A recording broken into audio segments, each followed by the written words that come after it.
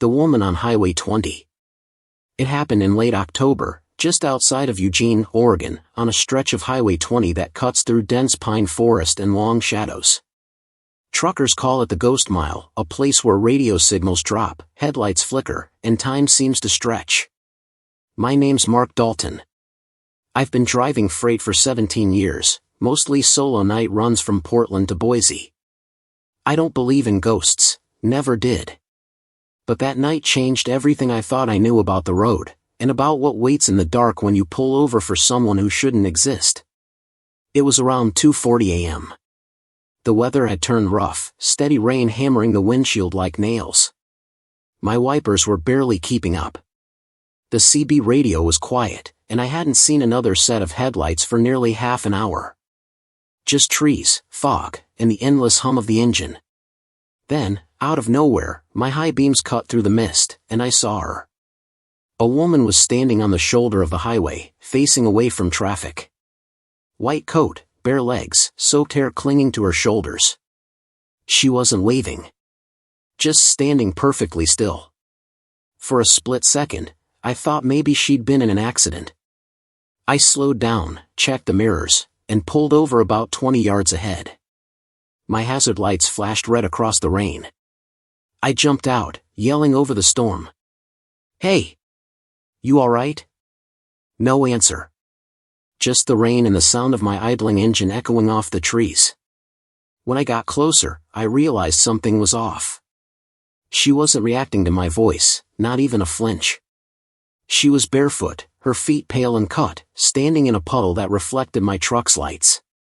I stopped about 10 feet away. "Ma'am, do you need help?" I said again. She slowly turned her head toward me, and my stomach dropped. Her face was ghost white, eyes wide, like she hadn't slept for days. Her lips trembled as if she wanted to say something, but the words never came. Then, without a sound, she turned back toward the trees and started walking straight into the forest. "Wait!" I shouted, taking a few steps after her. But the moment she stepped beyond the reach of my headlights, she was gone, no rustle, no silhouette, nothing but the sound of rain on pine needles. I stood there for a long minute, my pulse hammering in my ears.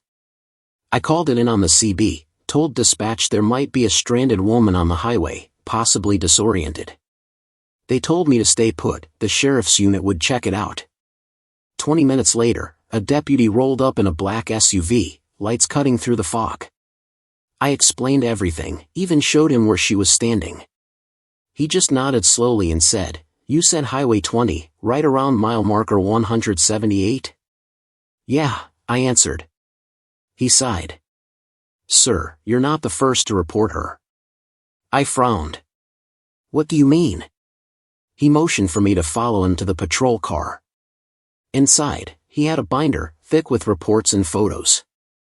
He flipped through until he stopped at one picture. My heart froze.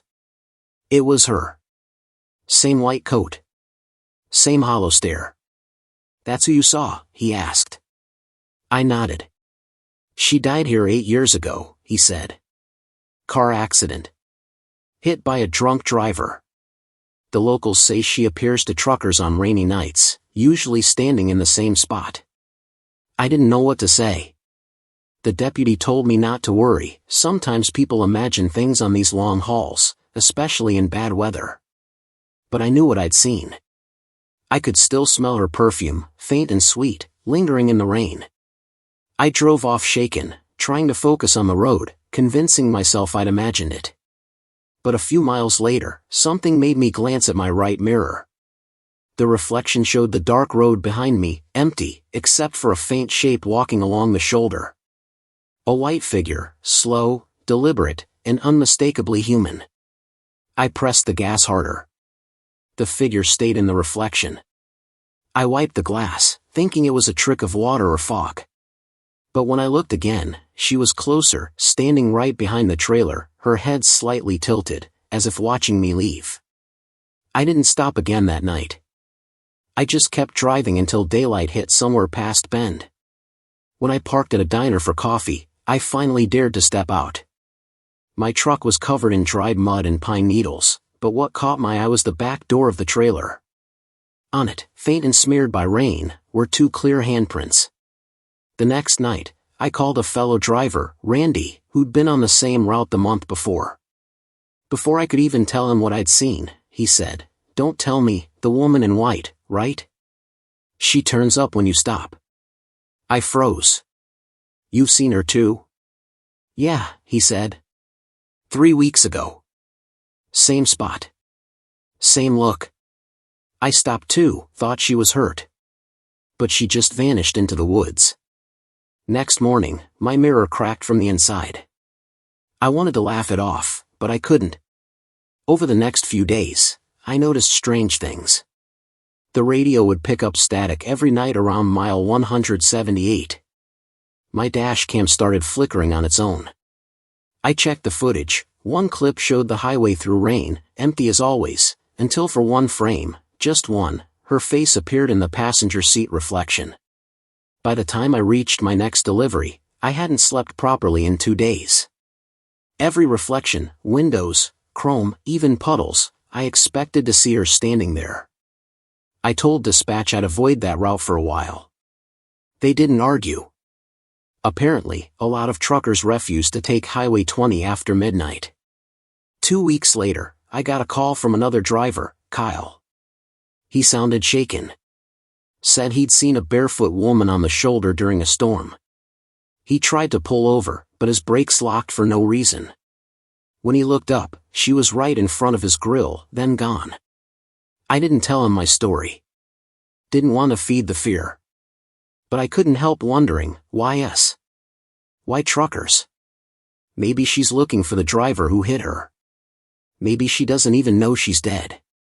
Or maybe, worse, she knows, and she's just waiting for someone to stop long enough to join her. Last month, I was driving the eastern stretch again for the first time since it happened. Clear weather, full moon, no fog. But when I passed mile 178, my lights flickered once, just once. And for half a second, in the side mirror, I saw a reflection of my truck driving behind me. Only, I was already in it. Now, whenever the rain starts to fall and the wipers squeak across the glass, I can't shake the feeling that she's still out there, standing on the shoulder, waiting for someone else kind enough, or foolish enough, to stop. The end. The abandoned gas station. It happened in late November, 2019, on the stretch of Highway 2 between Spokane and Sandpoint, a lonely 2-lane route that slices through thick pine forest and endless darkness once you leave the last lit town behind. My name's Alan Weaver. I've been a long-haul driver for 23 years, and I've spent more nights sleeping in my cab than I have in my own bed. But I've never had a night like the one I spent at the old gas station in the middle of nowhere, a place that shouldn't exist anymore. It was a Thursday, around midnight, when I decided to pull over. I'd been hauling lumber from western Washington to Montana and had been driving for nearly 12 hours straight. The fog was rolling and heavy, so thick it looked like smoke, and my eyelids felt like they had weights on them. I remember checking the GPS. It said the next rest stop was 40 miles ahead. I didn't think I'd make it that far. Then I saw a flicker of light through the mist, an old neon sign, humming faintly, the word gas blinking on and off in pale red letters. There was no listing for it on the GPS, but the gravel turnoff was clear enough. I slowed down, crunching across the stones, and rolled to a stop beside 2 ancient-looking pumps. The place looked abandoned but not completely dead. The station's roof sagged, paint peeling, one light still burning above the office door. I stepped out into the cold air. It was silent, no wind, no insects, not even the sound of the forest. Just the hiss of my engine cooling. I figured maybe it was one of those old stations that got left behind when the highway was rerouted. Still, the door was open, so I called out. "Hello? Anybody here?" Inside, the air smelled like dust and oil. A single bulb buzzed above the counter. Shelves stood half empty, old snacks, cans, some faded magazines from the 90s. On the counter sat an old cash register, the kind that still rang with a bell when you opened it. Behind it hung a calendar from 1988, the pages yellowed and stiff. I felt uneasy but relieved to be off the road. I took my thermos, poured some coffee, and sat down at one of the tables near the window. Outside, the fog thickened, swallowing the pumps completely. I figured I'd rest a bit and move on when visibility improved. I texted dispatch, told them I'd stopped for the night. No service. Typical for that part of the highway. After maybe half an hour, I heard something, a faint sound of footsteps on gravel outside. I looked up, expecting to see another driver, maybe someone who knew about this place. But the parking lot was empty. The sound came again, closer now, circling the building slowly. My heart started to pound. I stood and peered through the dusty window, but the fog was so dense that I couldn't see more than 5 feet ahead. Then the light flickered. The buzzing bulb above me dimmed and then brightened again, almost in rhythm with the sound of the footsteps. I called out, "Hello? Who's there?" The sound stopped. I waited, the silence pressing in on me like a weight. That's when I noticed something new, faintly glowing numbers on the old gas pump outside. The mechanical counters had moved. One of them read 13.00 gallons. I hadn't touched the pump. I stepped outside cautiously, the cold air biting through my jacket. The fog swirled around like smoke from a fire. The pump handle hung loosely, swinging as if someone had just used it. The ground beneath it was wet, but not from rain, it smelled like fresh gasoline. I turned toward my truck. The driver's door was open. I froze. I knew for certain I'd shut it. My flashlight beam trembled as I raised it toward the cab. The seat was empty, but the smell of gas was stronger now, and on the passenger seat lay something that hadn't been there before, a single, yellowed receipt. I picked it up. The print was faded but still legible. "Thank you for visiting Hanlon's service. Date, October 29th, 1988. My throat went dry. The name meant nothing to me, but the date was over 30 years ago. The total was $26. 13, paid in cash. I glanced back toward the office. The calendar on the wall, October 1988, the same month. Then, faintly, I heard a sound like a cough from inside. Not loud, but human. Someone was there. I moved slowly toward the door, flashlight shaking. Inside, I saw a man standing behind the counter, half in shadow. He wore a grease-stained uniform, head down, as if reading something on the desk. "Sir?" I said, stepping in. He didn't move. "Sorry to bother you, didn't know you were open." He raised his head. His eyes looked sunken, gray, like the color of ash. "You filled up already?" he asked. His voice sounded normal, calm, but old, like a tape that's been replayed too many times. I stammered. "No, I didn't touch anything. I just stopped for the night." He frowned slightly. "You shouldn't stay here. The fog gets bad."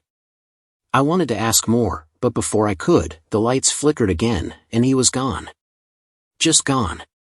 The counter empty, the chair behind it spinning slightly, like someone had just stood up. I stumbled back outside. My truck door was closed again. The engine was off. The fog had thickened so much that even the neon sign was just a red blur. I climbed into the cab, locked the doors, and sat there gripping the wheel. I don't remember falling asleep. When I woke, sunlight was cutting through the windshield. The fog was gone. I stepped outside, blinking in the bright light, and froze. The gas station was gone. There was nothing but open field and cracked asphalt, the skeleton of what might once have been a building long ago. The pumps were rusted, toppled over, covered in moss. The sign lay in pieces. My tracks from the night before ended in weeds. I looked down at my truck, and on the seat was that same yellowed receipt, still smelling faintly of gasoline. I drove straight to Sandpoint, shaking the whole way. At a diner there, I told another trucker what I'd seen.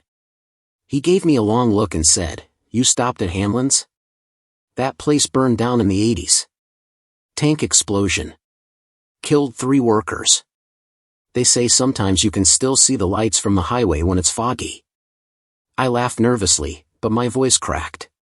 Later that evening, I searched for it online and found an old article.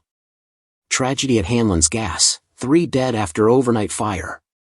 Date, October 30th, 1988. Same day printed on the receipt. I still have that slip of paper. Every few months, I check my glove box to make sure it's still there, though I don't know why. The ink's almost gone now, but if you tilt it toward the light, you can still read the total, $26.13. I've driven that route dozens of times since. Every time the fog thickens, my radio picks up faint static, and for a second, I swear I can smell gasoline. I never stop anymore. I just keep my eyes straight ahead and drive until daylight. But once, about 6 months ago, I passed that same stretch, and out of the corner of my eye, through the mist, I saw a flicker of red neon, just for a heartbeat. The letters didn't say gas this time.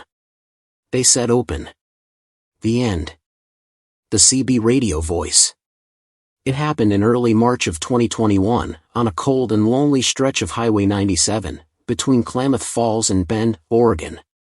The night was clear but bitter, the kind that seeps through the cab even with the heater running full blast. My name's Tom Keller. I've been driving rigs for 18 years, and I've heard every sound you can imagine on the road, the hum of tires, the crackle of CB chatter, the occasional strange noise that makes you turn your radio down just to check if it was real. But what I heard that night wasn't ordinary road talk. It was a voice that shouldn't have been there. It was around 1:15 a.m., and I was hauling freight northbound. The road was empty, no tail lights, no oncoming beams, just an ocean of black trees on either side. I had the CB on channel 19, mostly static. Then, a sudden burst of sound cut through the noise. Breaker 19, anybody copy? Need help, please. The voice was faint but clear, male, panicked. I turned the volume up. This is Red Fox northbound, go ahead. There was a pause, then the voice again, shaky and breathless. I'm stuck near mile 187, can't get my rig started, it's freezing out here. I looked at the GPS. I was around mile 175, just 12 miles away. My first thought was mechanical trouble, maybe a dead battery or a blown fuse. I radioed back, hang tight, buddy. I'm close. I'll pull over when I see you. Thank you, the voice said softly. Please hurry. Static swallowed the signal. I kept my eyes on the dark highway, scanning for tail lights or reflective strips. 10 minutes later, I saw nothing but frost-covered road. Then, as I passed mile marker 187, I slowed to a crawl. There was no truck. No lights. No sign anyone had pulled over. I called again. Breaker 19, this is Red Fox. You still there? No answer. Just static, the slow hiss of the airwaves, broken by an occasional crackle. I waited, idling on the shoulder. The forest was silent except for the ticking of my engine. Then the voice came back, softer this time. You didn't make it in time. I froze. Who is this? I said quickly. You okay? The reply came through distorted, almost whispering. Don't stay on this mile too long. Before I could respond, the radio went dead. Complete silence. Not even static. I tapped the power switch, adjusted the frequency, but it was like the air itself had gone mute. After a minute, the signal returned, faint static again. I sat there staring into the dark, heart thudding, trying to convince myself it was some kind of prank. I turned the rig around and slowly drove back a few miles, scanning the shoulders for a stranded truck. Nothing. Finally, I pulled into a rest area to stretch my legs. There was another driver parked nearby, a guy named Ben I'd met on a few previous runs. I told him about the transmission, half laughing, trying to sound casual. He stopped mid-sip of coffee. You said mile 187? Yeah, I said. Why? He stared at me for a second before speaking. That's the same mile where Rick Holloway died. About 15 years ago. Rolled his rig during a snowstorm. They didn't find him until 2 days later. CB was still on, mic in his hand. I felt a chill crawl up my neck. "You're joking." He shook his head. "They say sometimes you can still hear him calling for help. Usually truckers passing alone, between 1 and 2 in the morning." I didn't sleep that night. I left the rest stop before dawn, radio turned off. But halfway to Bend, I couldn't resist. I flipped it back on, and instantly, the same channel came alive. "Breaker 19, anyone out there?" My throat tightened. I didn't answer. The voice repeated, calmer this time. "Red Fox, thank you for trying." Then the radio clicked silent again. When I reached Bend, I stopped at a diner where a few older truckers were gathered. I told them what happened. One of them, a gray-bearded man named Stan, leaned forward and said quietly, "I knew Rick. He used to run this route before they widened it. Died near a patch of road where GPS still cuts out. It's cursed ground, they say. The signal bounces, some say it's echoes. Others say it's him." Another driver added, "A buddy of mine heard the same thing last year. Said the voice gave him directions to a turnoff that doesn't exist anymore. He followed it. Lost 2 hours of time, swore his clock went back." I didn't want to believe any of it. I went home a few days later and didn't drive that route for months. But the company eventually sent me back on a winter haul. It was early January, just after midnight, snow flurries swirling like ash in my headlights. The radio was off, but the cab felt too quiet. I turned it on for company. For nearly an hour, just static, until I heard it again. Same voice. Same tone. "Breaker 19, stuck again. Engine won't start." My blood ran cold. I didn't answer, but the voice continued. "Don't be afraid to stop this time." I gripped the wheel tighter. "Who is this?" I finally said. "Rick," it replied. My chest went tight. "You're dead." The voice crackled, almost like a sigh. "Not yet. Still waiting." I slammed the radio off. My hands were shaking, but I forced myself to keep driving. Then my headlights dimmed, not out, just weaker, as if the power had been drained. The truck sputtered once, then steadied. I glanced at the dashboard clock. 1:17 a.m. The exact time of his last call, according to the old news reports. When I finally reached Bend, I parked and swore I'd never use the CB again. I disconnected the mic and left it in the glove box. For weeks, nothing strange happened.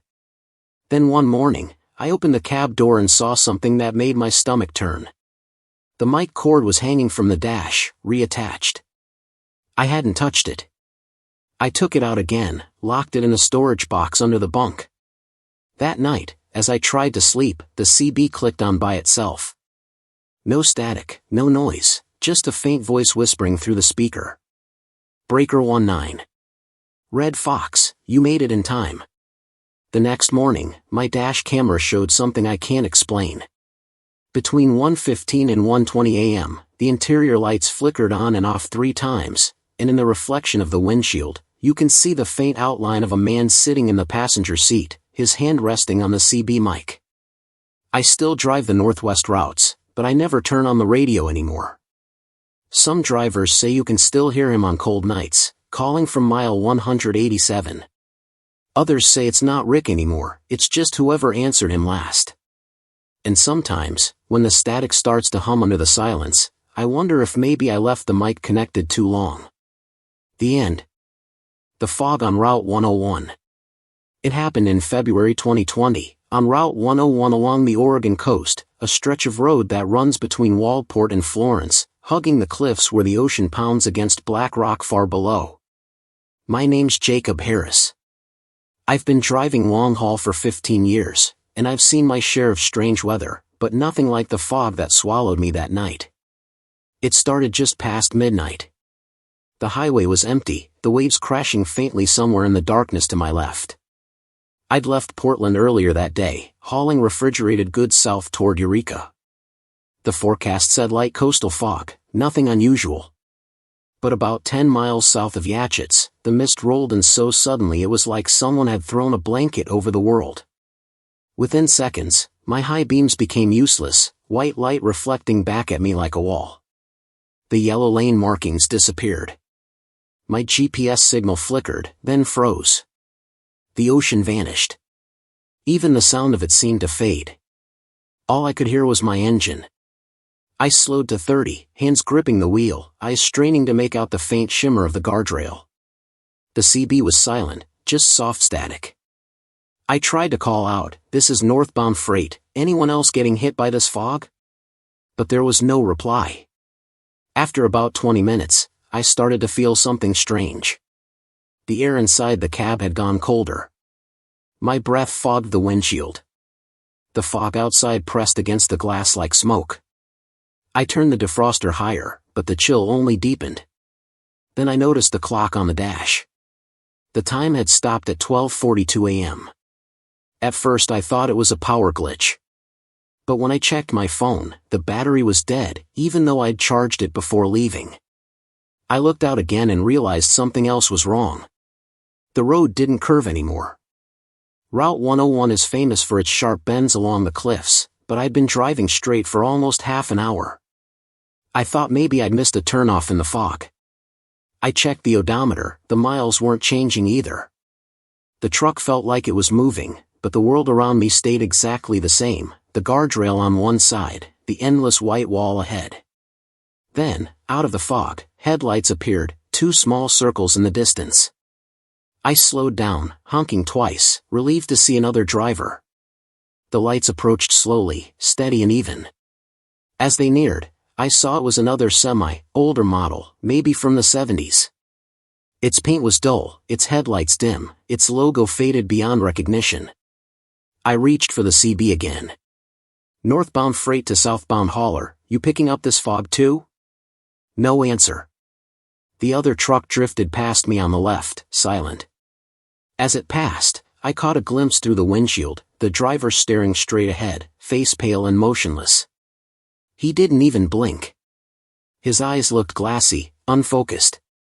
Then the trailer passed, and so did the sound. My engine noise vanished. The hum of tires, gone. For a moment, I thought my truck had stalled, but the RPM stayed steady. Everything was moving, but there was no sound at all. The fog thickened until I could barely see the hood. My heartbeat echoed in my ears. Then, in the corner of my vision, I saw movement, figures walking alongside the road, just beyond the guardrail. Dozens of them.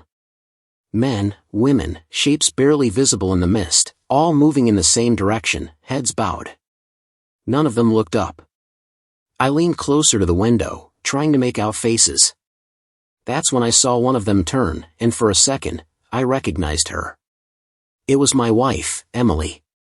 She'd been dead for 3 years. I slammed the brakes, the truck screeching against the asphalt. The figures vanished instantly. The fog swirled where they'd stood. My chest was tight, my breath shallow. I told myself it was fatigue, hallucinations from too many hours on the road. I forced the gearshift back into drive and rolled forward slowly. 5 minutes later, the fog began to pulse, faint flashes of light from deep within it, like lightning with no thunder.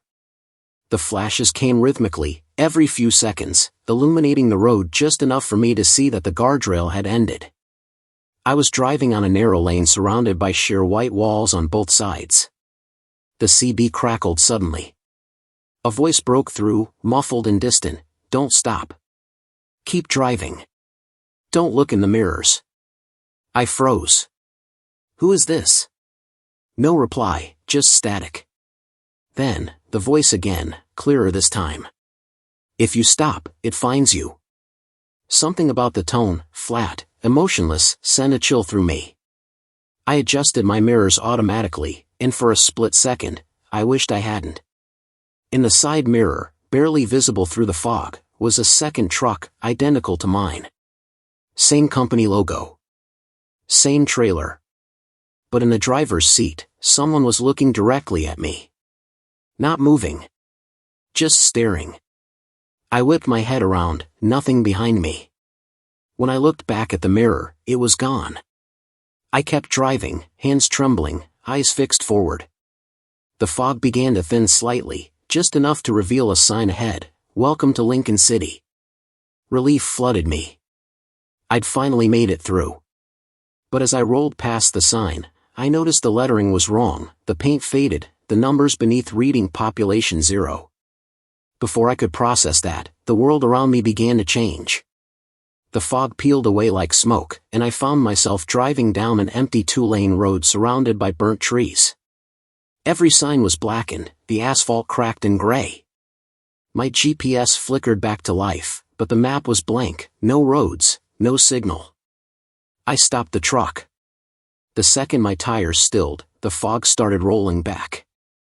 It poured in from every direction, swallowing the road, the trees, everything. I slammed the gas, desperate to get out. The clock on the dash flickered, the time jumping wildly, 12:42, 1:09, 3:58, then back again. And then, suddenly, I broke through. Clear sky. Stars overhead. The road normal again. My GPS blinked to life, showing I was 20 miles south of where I should have been. When I finally reached Florence, the sun was rising. I called dispatch to explain the delay. They told me my tracker had gone offline for 48 hours. 48 hours? I repeated. No way. I was in that fog maybe 2 hours, tops. They insisted. According to the log, my truck had vanished from the system at 12:43 a.m. on February 12th and reappeared at 1:10 a.m. on February 14th. 2 full days. I checked my dash cam footage later that morning. Most of it was static, white and grainy. But there was one clear frame, timestamped 12:42 a.m., the exact moment everything froze. It showed my truck driving through the fog, surrounded by faint silhouettes. Human shapes walking alongside, keeping pace with my wheels. I don't drive that route anymore. Every trucker on the coast knows the legend now, the fog on Route 101 that eats time, that shows you things you shouldn't see. Sometimes, on quiet nights, my phone GPS will flicker for a split second and show that same road, even when I'm hundreds of miles away. And the timestamp, every time, reads the same, 12:42 a.m. The end. The hitchhiker with the map. It happened in September of 2018, along Highway 12 between Yakima and White Pass, Washington. That stretch is known for its twisting mountain roads, endless pine trees, and long stretches without service. My name's Derek Cole. I've been hauling long-distance freight for over a decade, and I've seen plenty of strange things on the road, wildlife darting across lanes, flickering lights from old cabins, the occasional drunk wanderer walking where they shouldn't. But what happened that night didn't fit into anything I could explain. I was heading east around 11:30 p.m., hauling an empty trailer after dropping a load in Tacoma. The air was cold, clear, and perfectly still. The moonlight reflected off the peaks, and the road was empty for miles. I was running low on caffeine, thinking about pulling into the next rest area. That's when I saw him, a man standing at the edge of the road, thumb raised, right where the tree line broke into an open shoulder. Normally, I don't pick up hitchhikers, but something about him made me slow down. He wasn't staggering or waving, just standing there calmly, dressed in a flannel jacket and jeans. He looked mid-30s, with a short beard and dark hair. No backpack, no bag. Just holding a folded map in one hand. I rolled to a stop a few yards ahead and leaned over to shout through the passenger window. "You all right, man? You lost?" He nodded slowly. "Headed east. You going that way?" His voice was quiet, even, almost polite. Against my better judgment, I opened the passenger door. "Yeah, hop in. I can take you a few miles." He climbed in without a word, shutting the door gently. I noticed right away that his clothes were dry, even though the ground outside was damp with dew. He sat rigid, clutching the folded map tightly on his lap. We rode in silence for a while. After maybe 10 minutes, I tried to break the tension. "So, where you headed?" He glanced out the window. Just past the bridge. I frowned. What bridge? He turned the map toward me.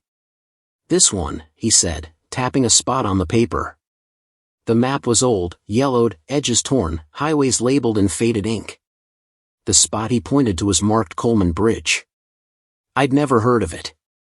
I don't think there's a bridge on this highway, I said. Maybe you've got an older map. He smiled faintly, but his eyes stayed distant. No. It's still there. We drove another 5 minutes before I realized something strange. The mile markers had stopped appearing. I checked the GPS. No signal. I'd seen that happen before in the mountains, but it always came back after a minute or two. This time, it didn't. I looked over at him again. His map was open now, spread across his knees. In the glow from the dashboard, I noticed the names: small logging towns, river crossings, old campgrounds. Some of them had been gone for decades.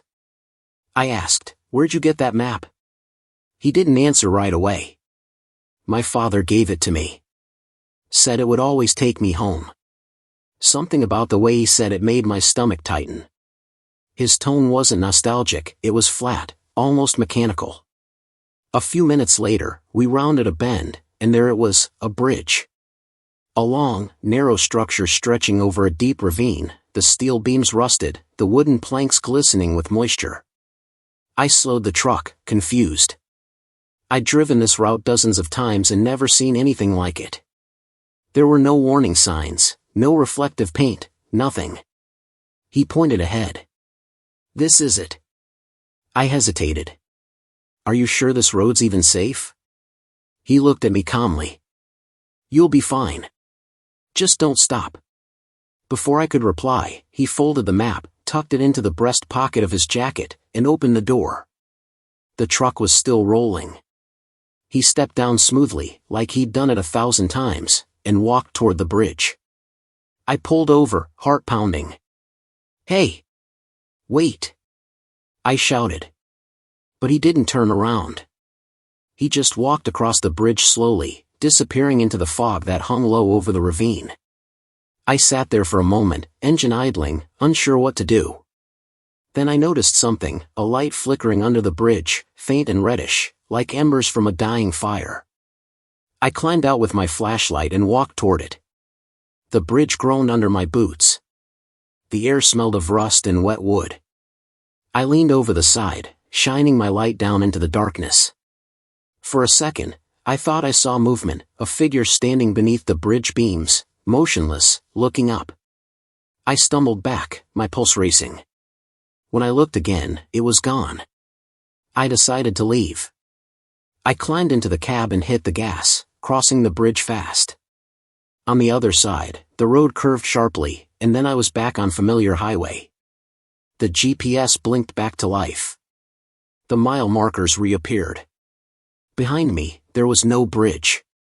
Just empty forest. I didn't tell anyone about it until the next morning when I stopped for breakfast in Yakima. I mentioned it to a local trucker sitting at the counter. His face went pale. "You said Coleman Bridge?" he asked. "Yeah," I said. "You know it?" He nodded slowly. "There used to be one, years ago. Washed out in the flood of '83. 2 trucks went over.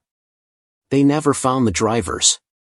Folks say sometimes people still see lights out there, and a man waving a map."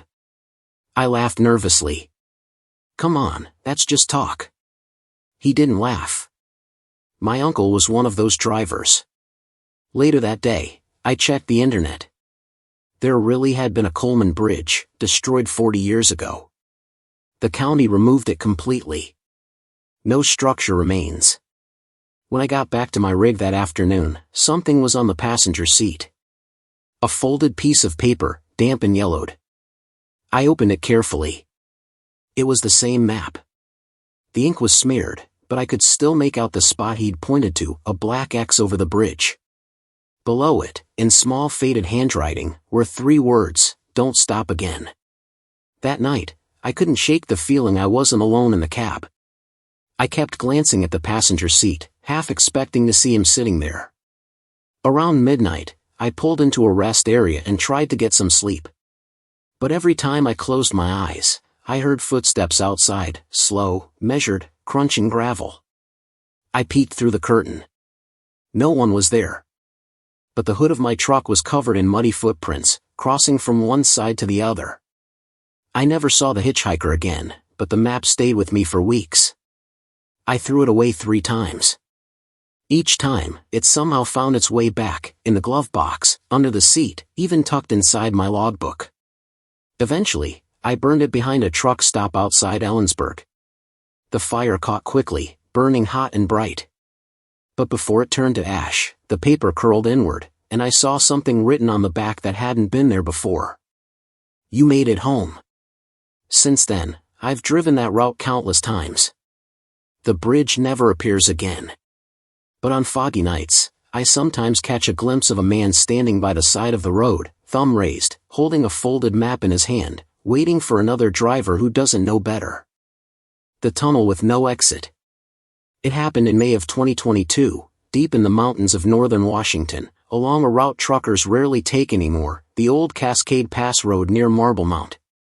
My name's Eric Lawson. I've been driving long haul since 2006, mostly freight between Seattle and Missoula, but that night I was on a special run. A customer in eastern Washington needed a refrigerated load delivered fast, and GPS suggested an alternate route through the mountains. It looked shorter by nearly 40 miles. I'd never driven it before. I wish I never had. The rain had been steady all afternoon, mist rising off the blacktop like smoke. I'd already passed the last service station hours earlier, and my radio lost signal soon after.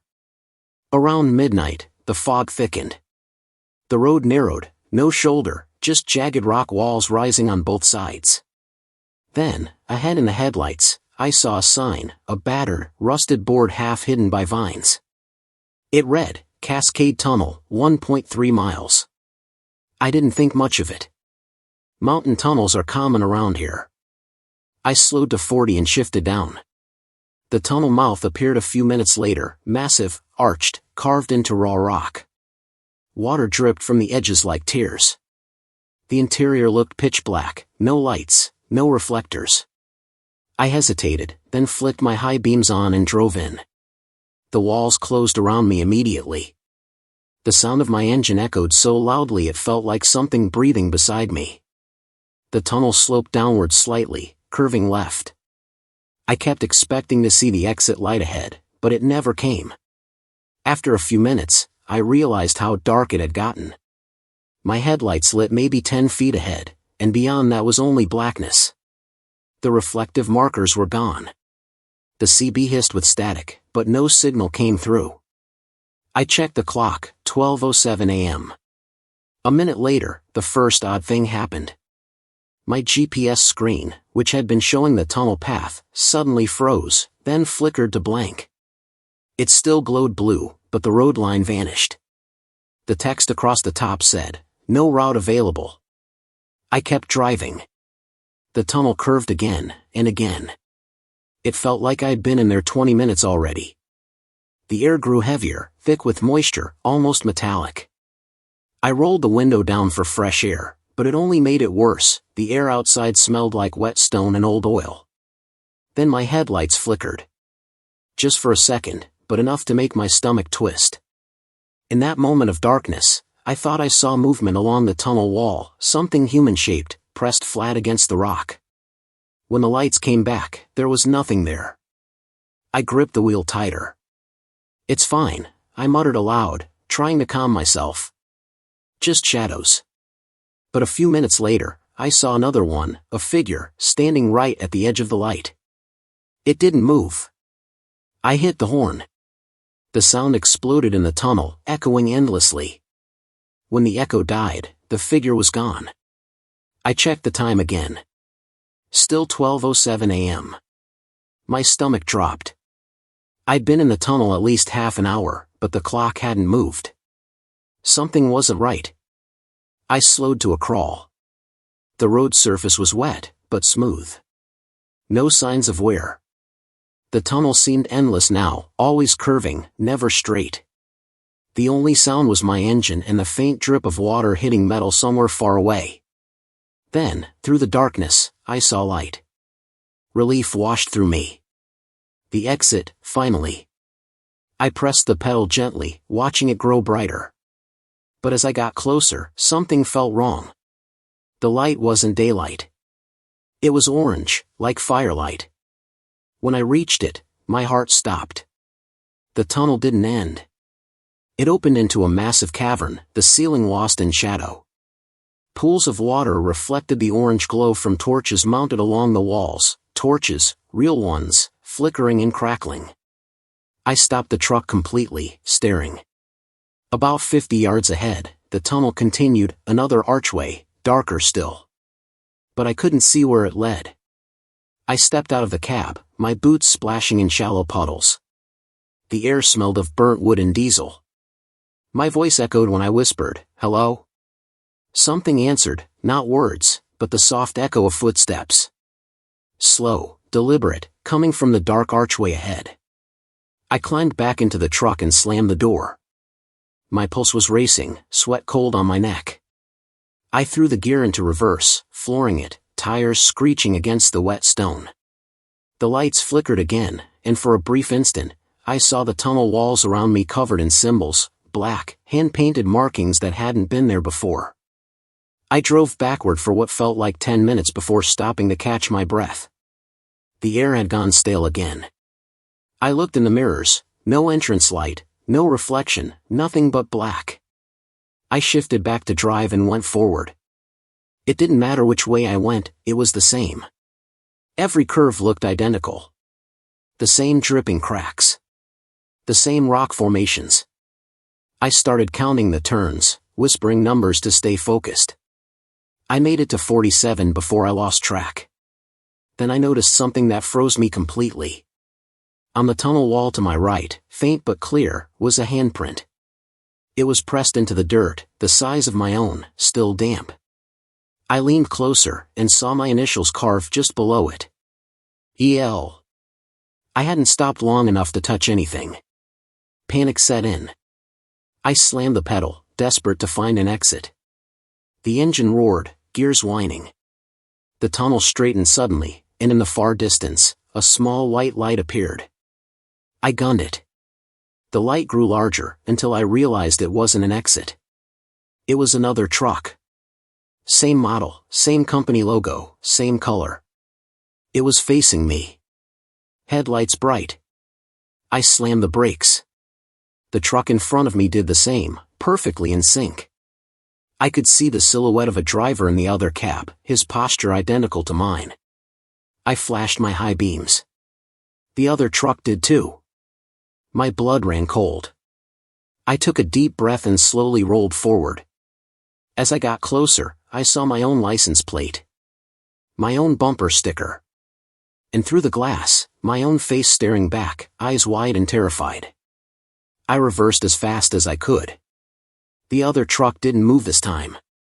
The headlights flickered once, then went dark. I turned my wheel sharply and drove forward again.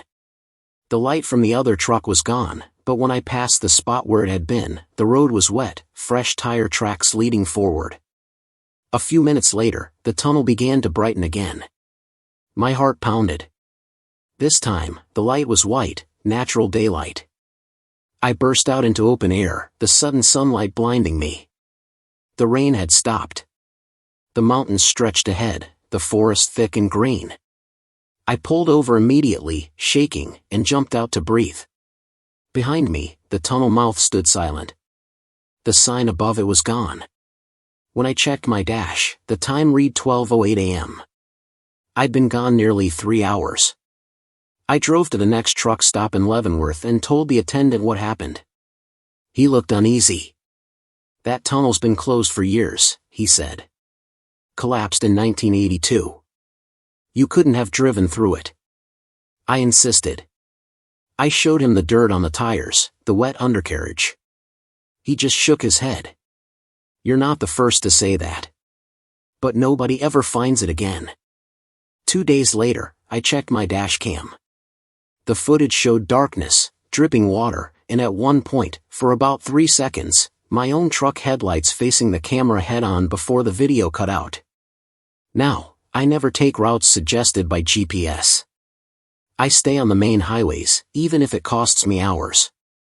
But sometimes, late at night, when I check my mirrors, I see two small headlights far behind me, following at the same speed, same rhythm, never gaining, never fading. I know what I'd see if I ever stopped. The end. The Frozen Diner.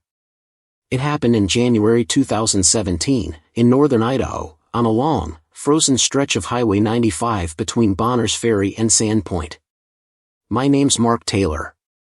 I'd been running solo freight routes for almost 20 years, groceries, dry goods, whatever needed moving through the backroads of the Pacific Northwest. That night, I was coming back from a late drop in Libby, Montana, trying to beat a storm that was rolling in fast from the north. It was around 2:30 in the morning when I saw the lights. A small roadside diner, glowing dimly through the snowfall. The sign above the parking lot read Evelyn's Diner, open 24 hours. I didn't remember ever seeing it before, but I was half dead from the road, and the thought of hot coffee in a warm seat was too tempting to pass up. I pulled in, my tires crunching over ice. The place looked old, maybe 50s or 60s style, but well kept. The neon open sign flickered lazily. Through the frosted windows, I could see the faint shapes of people inside. A waitress in a white apron, two men at the counter, a couple in a booth by the window. Inside, it smelled like bacon grease and stale coffee. Warm, familiar. The bell above the door chimed softly as I stepped in, stomping snow off my boots. The waitress looked up and smiled. She was maybe in her 30s, hair tied back neatly, lipstick a little too red for the hour. "Cold night," she said. "Sit anywhere you like." I nodded and took a seat by the window. My table had a little jukebox unit built into it, coin slot jammed with rust. I looked around, everything looked normal, if a little dated. The couple by the window was quietly talking. One of the men at the counter was nursing a cup of coffee, eyes half closed. A clock on the wall ticked softly, 2:42 a.m. The waitress brought me coffee. It was strong and hot, exactly what I needed. "You driving through?" she asked. "Yeah. Long haul," I said. "Didn't expect to see anything open this late." "We're always open," she replied with a smile. "Evelyn doesn't believe in closing." "Is she around?" The waitress hesitated for a fraction of a second.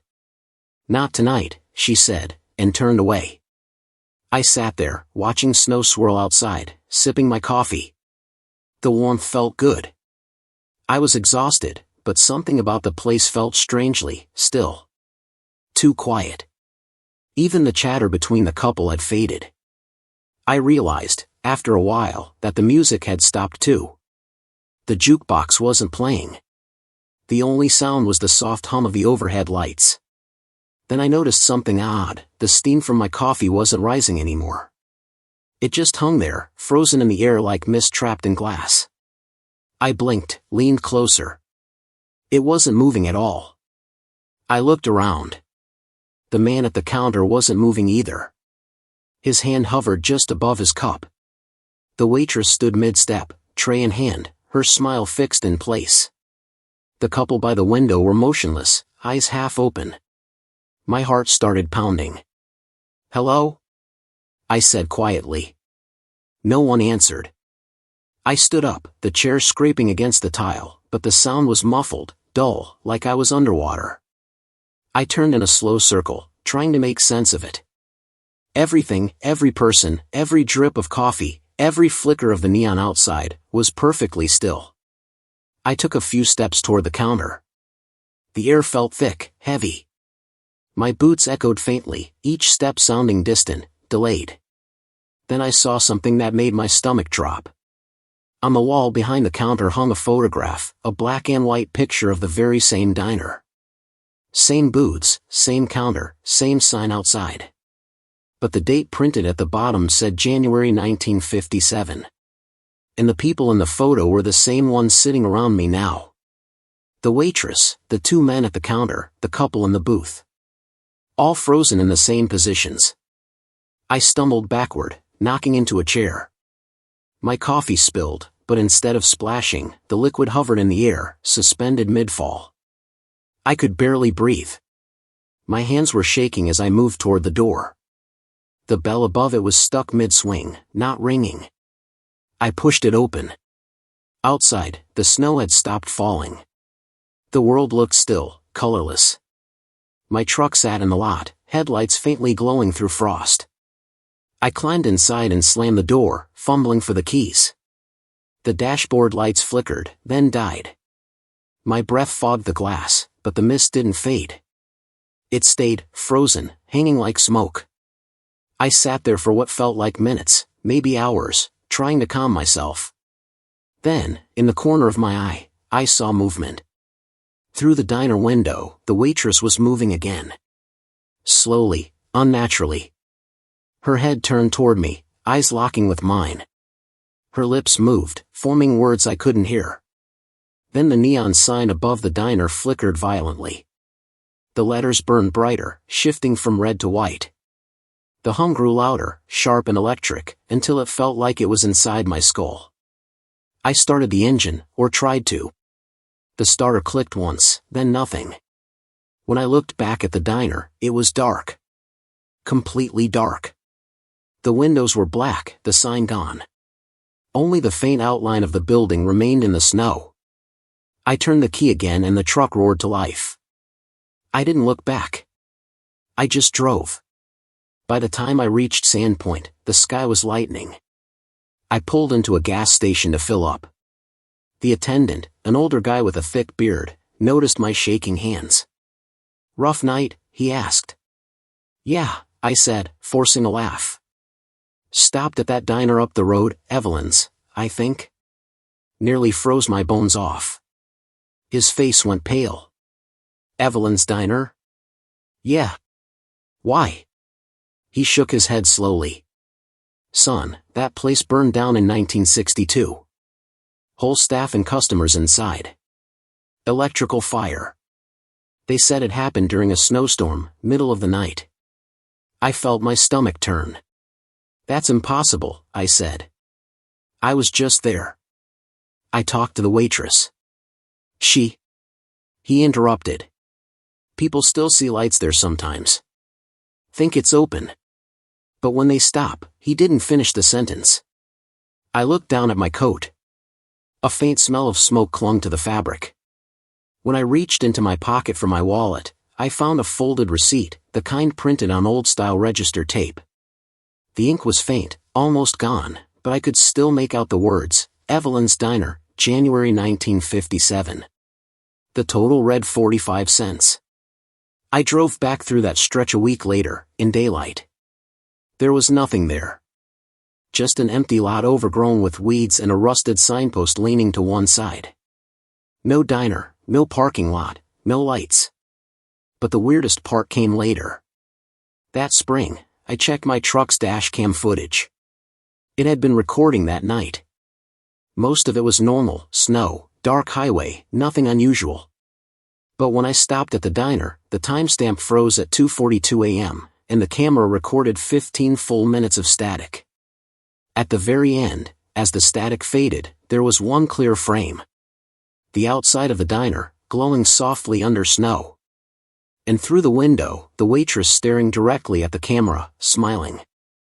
I deleted the footage and threw the receipt away. But sometimes, on long winter drives when I pass through that same stretch of highway, I see a faint glow through the trees. A red neon light, flickering just enough to read one word. Open. The end. The logging road shortcut. It happened in October of 2020, in the deep forests of western Oregon, between Roseburg and Coos Bay. My name's Dan Mercer, and I've been a truck driver since I was 21. I've seen plenty of strange things on the road, blizzards, lightning striking trees right beside me, even a few near misses with deer. But nothing ever rattled me like the night I decided to take the logging road shortcut through the Cascades. It was about 9:45 p.m., and I was already behind schedule. The dispatcher had warned me to stick to Highway 38, but there'd been a rock slide earlier that day, and traffic was backed up for miles. I was hauling an empty flatbed, and GPS showed a small Forest Service road cutting through the mountains, reconnecting with the main route past Reedsport. It looked like it could save me almost an hour. I should have known better. Those roads are narrow, steep, and barely maintained. But the night was clear, and I figured I could handle it. I turned off the main highway and onto a gravel path lined with tall fir trees. The forest swallowed the light almost immediately. The first 10 miles weren't too bad. The road was rough, but manageable. My headlights carved 2 narrow beams through the trees. The forest on both sides was so dense it felt like driving through a tunnel of black. The CB was silent, no service on my phone. It was just me, the road, and the sound of tires crunching gravel. Then the fog rolled in, thick, low, and cold. It wasn't drifting like normal fog. It hugged the ground, swirling slowly as if it were alive. I slowed down, leaning forward to see better. My headlights only illuminated the first few feet. After another few miles, I came to a fork in the road. GPS said to stay right, but the road signs were missing. The wooden posts stood bare, rusted bolts where the signs should have been. I hesitated, checked the ground. The right path looked well-worn, the left overgrown. I took the right. A few minutes later, I realized something was off. The road seemed to narrow, then widen again, then twist in ways that didn't match the map. My odometer said I'd gone almost 15 miles, but the GPS still showed me in the same spot, a blank green patch of forest. Then I noticed movement in my mirrors. Just a flicker, a shadow darting behind the trailer. I hit the brakes, the truck skidding slightly. The forest was silent. I scanned the trees with my flashlight, nothing. Just mist curling between trunks. When I climbed back in, I saw something that made my blood run cold.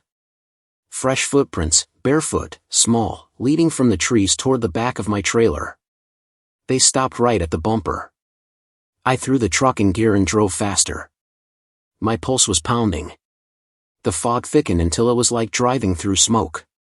The road felt unfamiliar now, steeper, curving sharply.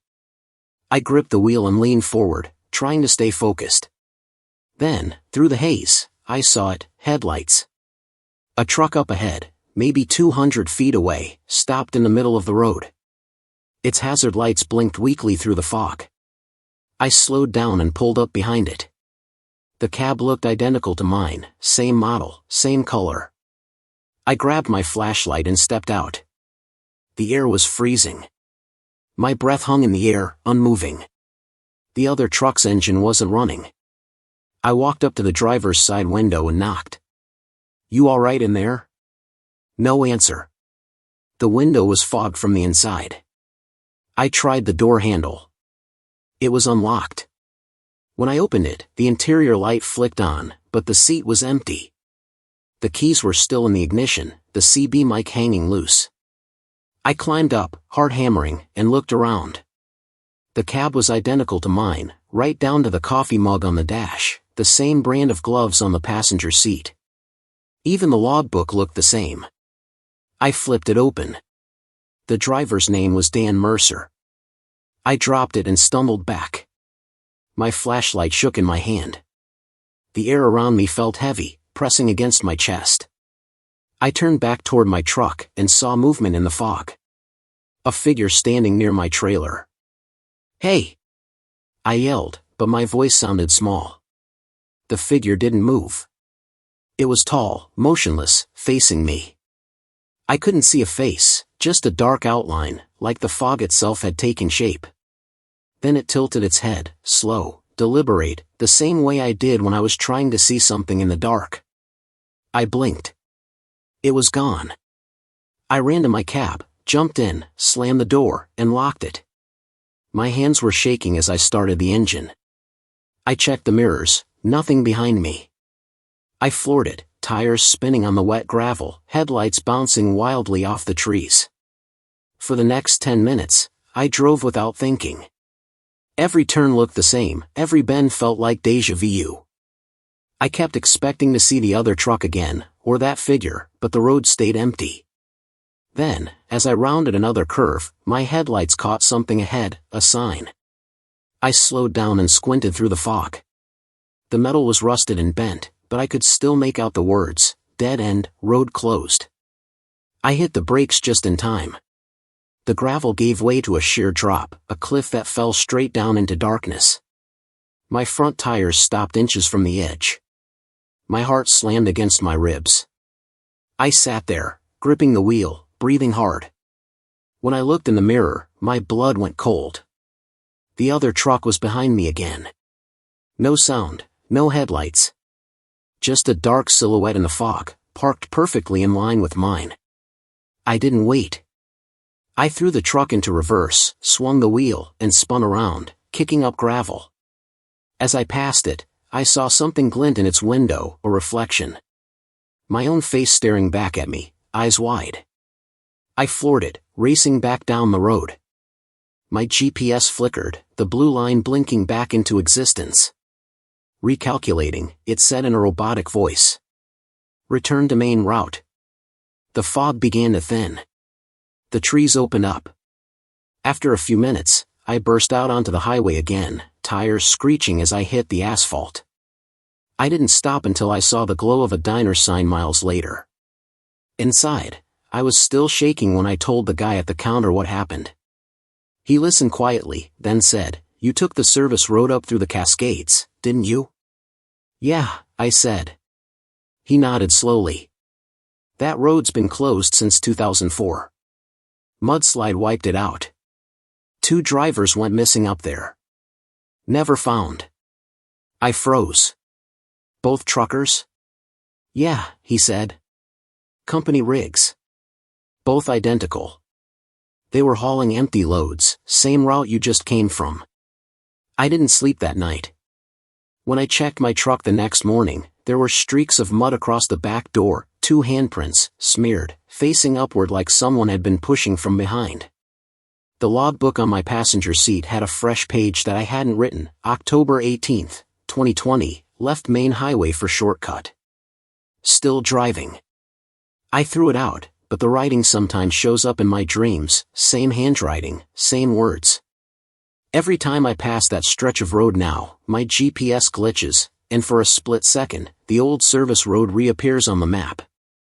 And when I glance in the mirror, sometimes, far back in the mist, I see the faint glow of another pair of headlights, matching my speed perfectly. The end. The rest stop at mile 93. It happened in December of 2019, somewhere along Interstate 84 in eastern Oregon, near mile marker 93. My name's Ben Foster, and I've been a long-haul trucker for 26 years. I've driven through every kind of night, the quiet kind that lulls you to sleep, and the kind that makes your gut twist for reasons you can't explain. The night I stopped at that rest area was one of the latter. It was snowing lightly, the sky dark and heavy. I'd been hauling a refrigerated load from Boise to Portland and needed to stop before fatigue got the better of me. The CB had gone dead hours earlier, and my phone kept flashing no service. The next official rest area was another 50 miles away, but then I saw it, a small green sign half buried in snow that read, "Public Rest Area, 1 mile." I slowed down and pulled off when I saw the turn. The lot was dimly lit by a few old sodium lamps, the kind that buzz and flicker. There were 3 other trucks parked there, lined up neatly side by side. Their engines were off, windows fogged over. It looked peaceful enough. I parked a few spaces down, shut off my lights, and leaned back. The quiet was strange, no wind, no movement. Just the distant hum of the highway. I was about to climb into the sleeper when I noticed something odd. The nearest truck, a red Kenworth, had its door slightly open. Just a crack, but enough for the interior light to glow faintly. At first, I thought maybe the driver had stepped out to use the restroom. I waited a few minutes, but no one came back. The snow kept falling, and the door stayed open. Finally, curiosity got the better of me. I threw on my coat and stepped out. The cold hit like a wall. The snow was falling faster now, big, heavy flakes. My boots crunched across the lot as I approached the truck. The air felt wrong, thick, still, like holding your breath underwater. I called out, "Hey, driver. You alright?" No response. I climbed up and peered inside. The cab was empty. The bed was made, a thermos sat on the dashboard, still steaming. The key was in the ignition, turned off. Everything looked normal, except for one thing. On the passenger seat lay a driver's logbook, open to the last entry. It read, 12:04 a.m., stopping for the night at mile 93. Snow starting to fall. Something moving outside. I stepped back, scanning the parking lot. The other two trucks sat completely still, engines off, windows dark. No movement anywhere. The restrooms at the edge of the lot were unlit, just a dark building against the trees. I decided to check the others. I knocked on the next cab, no answer. I opened the door. Empty. Same thing with the third. Each truck looked like the driver had just stepped out for a minute, food wrappers, jackets, running logs on the seats, but no sign of anyone. The snow covered everything quickly. My tracks from a minute earlier were already vanishing. The silence was unbearable, heavy like a blanket. That's when I heard it, a low thud, coming from the woods behind the restrooms. Then another. Slow, deliberate, like footsteps in snow. "Hello?" I called out. My breath turned white in front of me. The noise stopped. Then, faintly, I heard something else, a whisper. Not words, just the sound of air moving where it shouldn't. It came from behind the trucks. I turned my flashlight that way. For a second, I thought I saw movement, a dark shape sliding between the trailers. Too tall to be a person, too slow to be an animal. I started backing toward my rig, but the whispering grew louder, closer. It sounded like multiple voices now, all blending into one, like a radio tuned between stations. I turned the flashlight again and froze. There were footprints in the snow. Dozens of them. Bare footprints.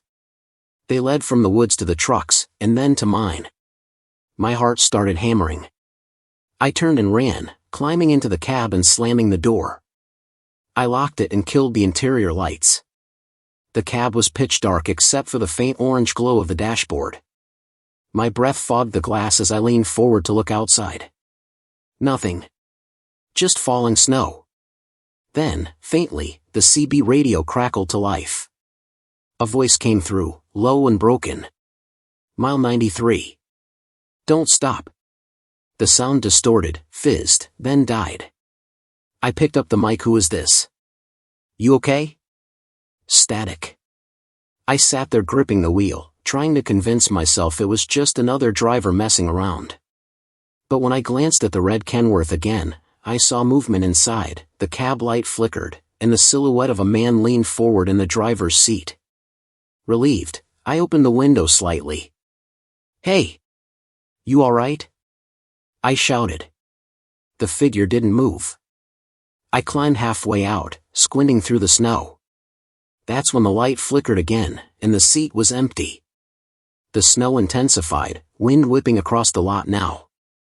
I shut the window, heart racing. Then I heard it, 3 slow knocks on the side of my trailer. Boom. Boom. Boom. I froze, listening. The knocks came again, faster this time. I hit the headlights. Nothing there, just swirling snow. But when I stepped on the brake pedal, the rearview camera flashed on automatically. For a brief second, I saw something moving behind the trailer. A figure. Tall, thin, bent forward as if crawling upright. Then static. I killed the engine. The silence that followed was suffocating. I could hear faint tapping on the passenger door, like fingernails against metal. Then, clear as day, a voice whispered through the CB speaker, my own voice. "Open the door." I turned it off and sat there shaking. The snow kept falling, piling high against the tires. I don't remember when I fell asleep, maybe I passed out from exhaustion. When I opened my eyes, sunlight was leaking through the windshield. It was morning. The lot was empty. No other trucks, no footprints, no sign anyone had ever been there. The snow around me was untouched, smooth as glass. The restrooms were boarded up, the lights gone, the building covered in ice. I started the engine and got back on the highway. A few miles later, I saw a state patrol car parked at an overlook. I pulled over and flagged the officer down. I told him what happened, the trucks, the missing drivers, the voice. He frowned. "Son, that rest stop's been closed since 2008. Landslide buried part of it. Nobody's supposed to be up there." I told him it was open, lights on, 3 trucks parked. He shook his head. "There's no power out there. Hasn't been for years." I tried to argue, but he just handed me a brochure. It was an old clipping from a local paper. 3 drivers vanished from mile 93 rest stop during a winter storm, the headline read. Last CB transmission, something moving outside. I still drive that stretch of highway sometimes. The sign for the rest stop is gone now, covered in vines. But every December, when snow starts to fall, my radio hums with static around mile marker 93. And if I listen closely, I can hear a faint voice under the noise, low, desperate, almost a whisper. "Don't stop." The end. The man on the radio. It happened in late November of 2016, somewhere along Highway 2 near Wenatchee, Washington, one of those cold, open stretches where the forest gives way to endless valleys and the air feels older than the road itself. My name's Paul Harris. I've been hauling loads across the Northwest since I was 20, and in that time, I've heard hundreds of voices on the CB, truckers, dispatchers, bored night drivers, even the occasional prankster. But I've only ever heard one voice that didn't belong to anyone alive. It was around 1 a.m. The sky was clear, the moon sharp, the world wrapped in frost. I was hauling a full trailer of produce westbound toward Seattle. The road was empty, just my headlights cutting through the pale mist rising from the river. My CB was on channel 19, as usual, background static hissing softly. Then the voice came through. "Breaker 19, westbound driver, you got a copy?" The tone was calm, confident, a seasoned driver's voice. I picked up the mic. "Go ahead, eastbound. You're clear." "Who's calling?" "Name's Grant," the voice said. "Watch your speed. There's a wreck up ahead, jackknifed rid blocking the lane near mile marker 67. I frowned. "Appreciate the heads up. You passed it already?" "Just came through," he said. "It's bad. Be careful." I thanked him and eased off the gas. A few minutes later, I saw flashing lights ahead. He was right, a semi had slid off the shoulder and torn through the guardrail. Police and an ambulance were already on site, their lights painting the road red and blue. I slowed down, passed the wreck, and switched back to the CB. "Hey, Grant, good call on that one. Would have been ugly." No reply. Just static. Didn't think much of it. Maybe he was out of range. But an hour later, the voice came through again. "Breaker 19, Paul, you still westbound?" I froze. I hadn't told him my name. I pressed the mic. "Copy that." "Yeah, still west." "How'd you know my name?" The reply came after a pause. "Heard you talking to dispatch earlier," the voice said. "They were calling you by name." I frowned. Dispatch hadn't been on CB all night. "You sure about that?" The man chuckled softly. "Sure as I'm sitting here." Something in the way he said it made my stomach tighten. His tone wasn't wrong, just too casual, too sure. We chatted a bit more. He said he'd been driving the Northwest routes since the early 2000s, hauling lumber and steel. Said he liked the night runs best, less traffic. "You ever stop at that diner off exit 44? He asked. "Which one?" I said. "The one with the jukebox by the window. Best pancakes you'll find between Spokane and Everett." I knew exactly the place, or thought I did. "That diner burned down years ago," I said. He didn't respond for several seconds. Then, quietly, "Guess I haven't been through in a while." The radio went silent again. By the time I reached Skycomish, I was fighting exhaustion. I pulled into a turnout near an old gas station and parked. The forest loomed black beyond the guardrail, and the air was so cold it felt like the night was holding its breath. I shut off the engine and reclined my seat. That's when the CB crackled again. "Paul, you still there?" It was the same voice, steady, familiar, but something about it had changed. The warmth was gone. It sounded hollow, like it was echoing from far away. "Yeah," I said. "You need something?" "Just making sure you made it past the wreck." "I did," I said. "Thanks again." Another pause. Then, softer, "You might want to stay where you were for a bit. Road ahead's not safe." I sat up, uneasy. "What do you mean?" He hesitated. "You'll see." "Don't keep going." "Not yet." The radio cut out again. I waited a few seconds, then picked up the mic. "Grant, what's going on?" "You there?" Static. I tried to shake it off, but my nerves wouldn't settle. I climbed into the sleeper, pulled the curtain shut, and tried to rest. That's when I heard it, a faint tapping on the driver's side window. I froze. The tapping came again, steady, deliberate. 3 knocks. I slid out of the bunk and peeked through the curtain. No one there. Just the faint reflection of my own face in the glass. Then the CB lit up again, but I hadn't turned it on. The same voice whispered, low and clear, "Don't open the door." My throat went dry. "Who are you?" I whispered into the mic. No response. Just static, hissing softly like breathing. After a minute, I turned off the unit completely. Silence settled over the cab. I lay back down, trying to convince myself I was imagining things. Sometime later, I woke to my truck shaking.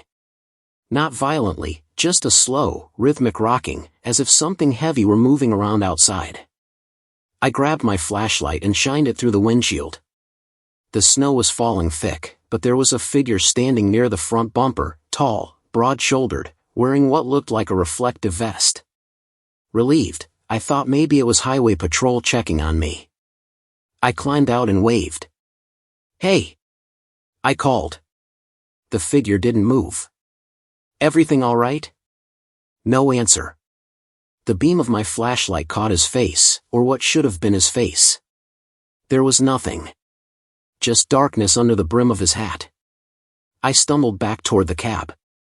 When I looked again, he was gone. I jumped inside, locked the doors, and started the engine. The CB flicked on by itself, static roaring through the speakers. Then came the voice, Grant's voice, louder now, urgent. "Paul, listen to me. Whatever you saw, don't follow it. Don't go after it." "I'm not." I shouted. "What the hell's happening?"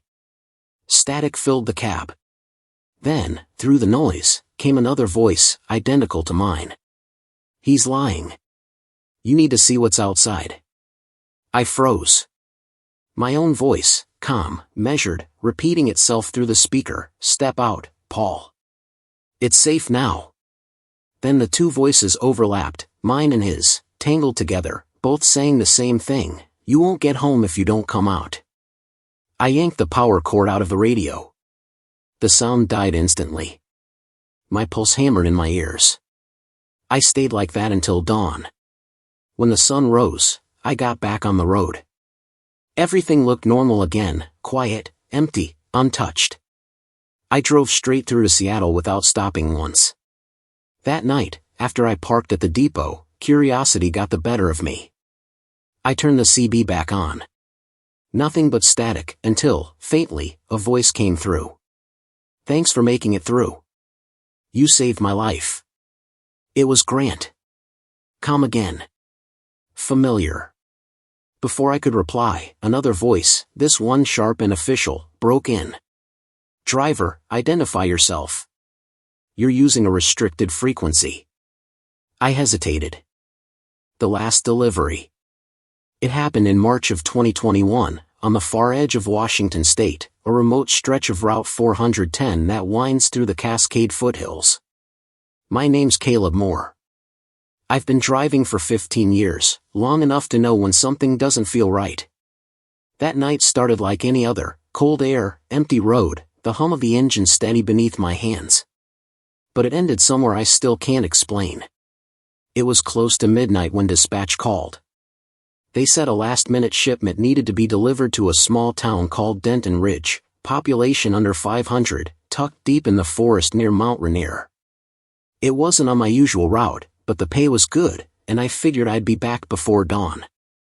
I loaded up the trailer, standard cargo, sealed and tagged, and hit the road. The highway was quiet, no headlights for miles. Snowbanks lined both sides, glowing faintly under the moon. My GPS said the trip would take just under 2 hours. The first hour went smoothly, winding through mountain passes and frozen valleys. But when I turned onto County Road 7, the one leading toward Denton Ridge, everything changed. The pavement turned to cracked asphalt, then gravel. The forest closed in around me, tall firs leaning like walls. My GPS glitched twice, freezing, then recalculating. When it came back, the map showed only a single, thin gray line with no markings. My cell signal vanished. I drove another 20 minutes before I saw the sign, "Welcome to Denton Ridge." The paint was faded, the wood splintered. Below it, someone had spray painted over part of the text, leaving only the word Ridge. The town appeared suddenly out of the trees, a cluster of old wooden houses, most dark, a few with faint yellow lights behind curtains. The streets were empty, no cars, no people. My headlights swept across boarded windows, peeling paint, and a gas station that looked abandoned for decades. According to the delivery note, I was supposed to drop off at Denton Supply Depot, 47, Main Street. I found it easily enough, a brick building with a metal loading bay and a single light flickering above the door. I pulled up, set the brake, and climbed out. The air was still. Too still. No wind, no crickets, just the hum of my idling truck. I knocked on the metal door. "Delivery for Denton Supply," I called. No answer. I tried again, louder. This time, I heard something from inside, slow footsteps crossing the floor, then the sound of a bolt sliding. The door creaked open a few inches. A man stood there, thin, pale, wearing a work apron over dark clothes. His eyes looked gray, almost colorless. "You're late," he said flatly. "Sorry," I said. "Roads were rough." "You're with Denton Supply?" He nodded once. "Back the truck to the loading dock." I did as told. When I climbed out again, the man was already standing at the dock, clipboard in hand. "Sign here," he said, handing me a pen. I glanced at the paperwork, but something was wrong. The date on the form read March 3rd, 1991. "Think you've got the wrong form," I said. "It's 2021. He didn't respond. Just stared at me. Then, from inside the building, I heard faint voices, murmuring, echoing off the concrete. I looked past him. There were people back there, standing between the shelves, half hidden in shadow. "You have the right address?" I asked, trying to sound calm. He smiled slightly, but it wasn't friendly. "Yes," he said. "We've been waiting." The hairs on my arms stood up. I signed the form quickly and handed it back. "You'll unload from here?" He nodded. "We'll take care of it." I turned to leave, but he spoke again. "You should come inside. Warm yourself before heading back." Something in his tone made my stomach twist. "Appreciated, but I've got a schedule." He stepped closer, the dim light glinting off his eyes. "You're already behind schedule, Mr. Moore." I froze. My name wasn't on any of the paperwork. "How do you," I started, but he'd already stepped back, letting the door close slowly. Just before it shut, I caught a glimpse inside. The shelves weren't stacked with supplies. They were filled with old boxes covered in dust, and behind them, something moved. Dozens of shapes shifting in the dark, too still to be human but too large to be anything else. The door slammed shut with a metallic clang. I didn't wait. I climbed into my truck, threw it in gear, and pulled away fast. The road back out of town seemed darker than before, the trees leaning closer. My headlights flickered once, twice, then steadied. A mile out, I checked my mirrors, and nearly swerved off the road. Another truck was following me. Same model, same color, lights dim. It hadn't been there before. I slowed down slightly. The truck matched my speed exactly. I hit the brakes. It stopped. I accelerated again. It followed. "Dispatch, this is truck 47 westbound from Denton Ridge," I said into the CB. "Got another vehicle tailing me." "You reading?" Static. No response. The road narrowed again, and the forest thickened. I rounded a bend, and the headlights behind me vanished. I exhaled, thinking it had turned off. But when I looked ahead again, my blood went cold. The same truck was parked sideways across the road, blocking both lanes. I slammed the brakes, tires skidding across gravel. The engine roared, headlights cutting through the fog. The cab door of the other truck opened. A man stepped out, wearing my jacket, my gloves, even my company badge. He looked exactly like me. He stared at me for a long moment, expression blank. Then he spoke, his voice low, identical to mine. "You shouldn't have left." I threw the truck in reverse, backing hard. The road curved sharply, and I lost sight of him.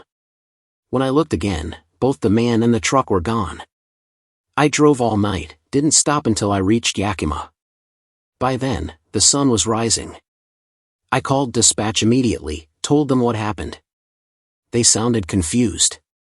"Caleb, we didn't send you to Denton Ridge. There's no record of that delivery." I checked my logbook. The entry from that night was there, March 12, 2021, delivery, Denton Ridge, 47, Main Street. But the handwriting wasn't mine. When I opened the trailer to inspect it, I froze. It was empty. Completely empty. A few days later, I drove back toward that area with a friend from the yard, just to prove to myself it existed. We followed the GPS coordinates exactly, but when we got there, the road was gone. Just a dirt path leading into dense trees. No sign, no buildings, no town. We asked around at a diner 20 miles south. The waitress gave us a strange look. "Denton Ridge," she said. "That town was wiped out in a flood back in '92. Whole valley's empty now." I didn't argue. But sometimes, late on my runs, when I check the CB, I hear static followed by a faint voice, my own voice, saying, "Delivery completed. Denton Ridge received." And when I look at my logbook now, there's always one fresh line at the bottom, written in the same unfamiliar handwriting. "Next delivery scheduled." The end.